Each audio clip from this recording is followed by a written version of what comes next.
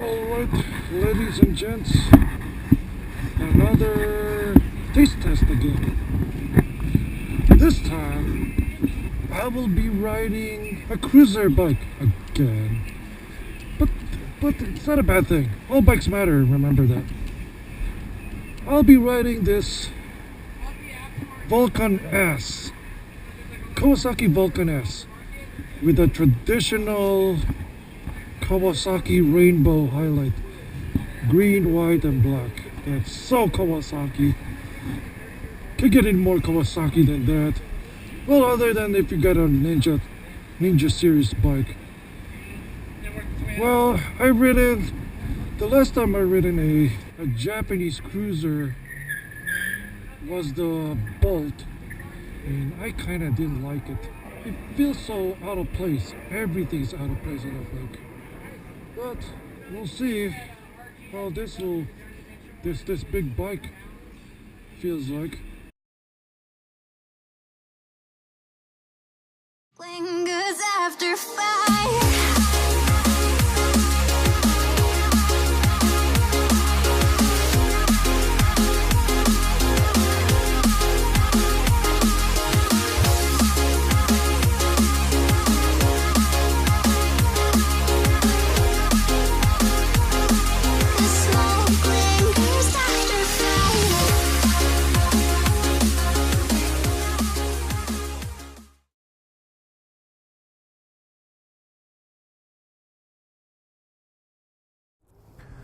Alright, ladies, gentlemen, and kiddies, thanks to Del Amo Motorsports here in Orange County in Santa Ana, California. Today, I will taste testing the Kawasaki Vulcan S.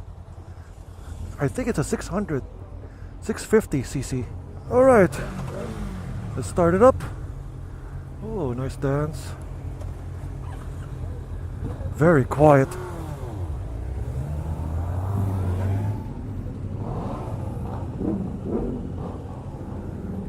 Alrighty, this is one of the entry-level cruisers that you can get on the market.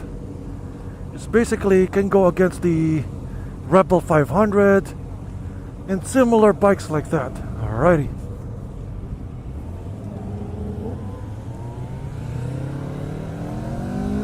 This is the second time I rode this bike. Unfortunately, back then, the first time I rode this bike was at Carter Powersports in Las Vegas.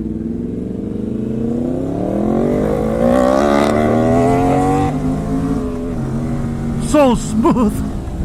Oh! Got me out of my seat on that one. So, one thing I like about this bike, the difference is this is a newer model compared to the last one. There's not much difference between the two. It's the same old smooth powertrain and very relaxing feel. As you can see, when I went to the railroad tracks, this bike is a very easygoing bike to ride. I said it before my microphone got kaput. This is the bike where you can enjoy the scenery. Unlike those guys, they want to go fast all the time. This one wants you to lay back without restricting you. And this has the same same engine as the Ninja 650. And I think even the Versi 650. So everything in this bike is it's basically a lightweight version of an American cruiser without the American iron. This has more plastic than metal in my opinion. The front brakes is very tactile and easy to modulate. Same goes with the rear brakes. It's easy to modulate. It's not mushy at all. The clutch engagement is almost to the middle. And there's no spring resistance at all. It's like the Ninja 400. And the gear lever on my left foot has that odd play in between gears. You gotta make sure that you're engaging the gears as you ride along, because as I already misshifted so many times already in this bike. But once you engage it, it's very smooth. There's minimal to no vibrations on the handlebar, as with my butt or for my foot. So this is a very leisurely bike to ride, a very easy bike to ride. If you want a middleweight cruiser without going V-twin. It's easy to rev match, and it tackles low speeds very well. The steering is so light. You don't need a 21-inch front wheels of the MGX21 Flying Fortress on this bike. Sounds nice. The sound of this engine is bassy. It sounds better than the Ninja 400 because it has that. It sounds like a WRX with a nice HKS exhaust in it. The gauges are very legible. I think it looks like it's a carryover from the other 650 bikes, like the Ninja 650. It almost has the same gauge that was lift up, just like the engine too. It's a fun bike to ride every day if you're a fan of the cruiser genre. You guys can guess what my genre is.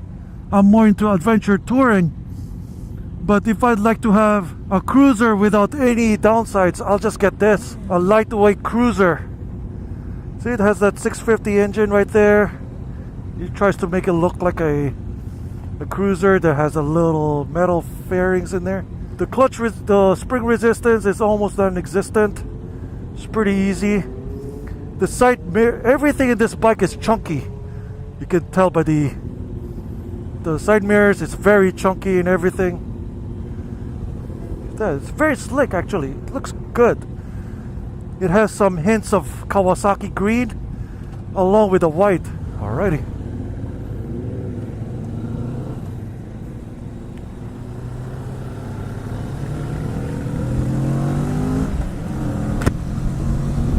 Very nice, very smooth powertrain.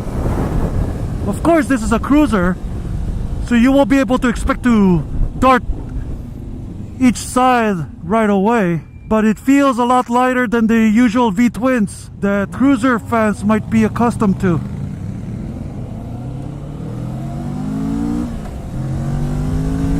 So nice. This is not what I remembered riding a Vulcan S when I was in Vegas. Everything in this bike is well dampened. It feels like it's taking away your stress levels. It's like back then I was just like, it feels like a spa, riding in a two-wheeled spa. The gauges is legible, and the gear shift indicator is very handy.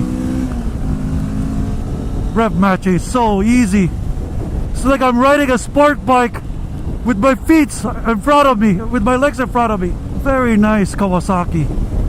Oh, one thing I just noticed now, over 5,000 revs at higher and lower gears, you can feel the vibrations. Feel it on the handlebars quite distinctively. Ouch, ouch, I scraped. My boot kind of scraped up. Go right ahead, guys. They're just having too much fun. So it's a very leisure bike to ride. I've seen a lot of people on both Vegas and in California rides the Vulcan S as their daily commuter, and I would say that they made a great choice getting this as their commuter bike. And this is also good if you live in a developing country like in Manila. This bike doesn't eat up too much lane space.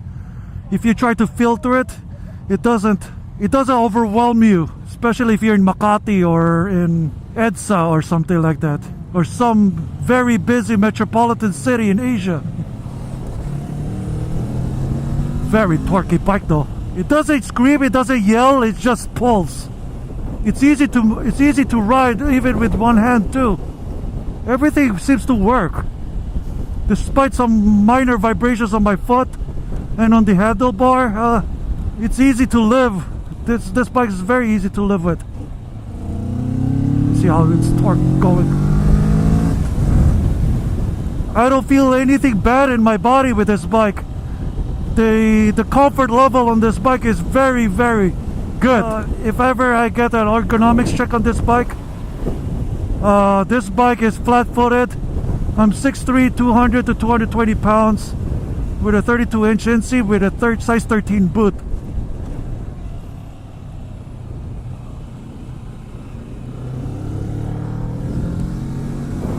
It's very maneuverable for a cruiser like this.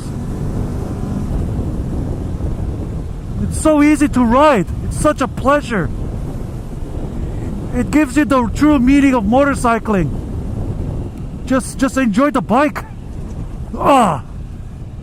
It has a very strong rebound. It keeps me jumping out of my seat on this. See the ergonomics right there? Pretty good.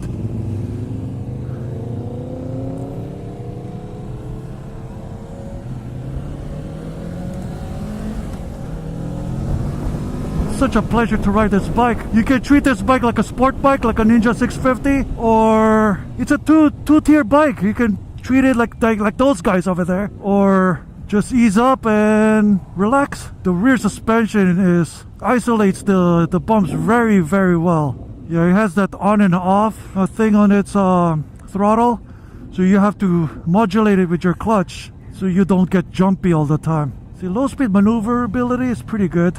See?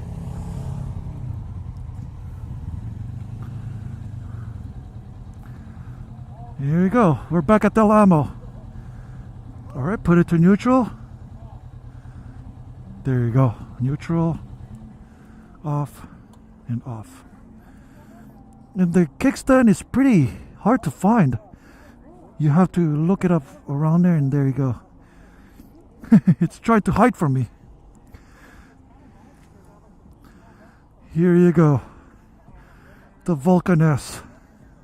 It has ABS, which is good. I like the way they designed this bike. I mean, it's very slick.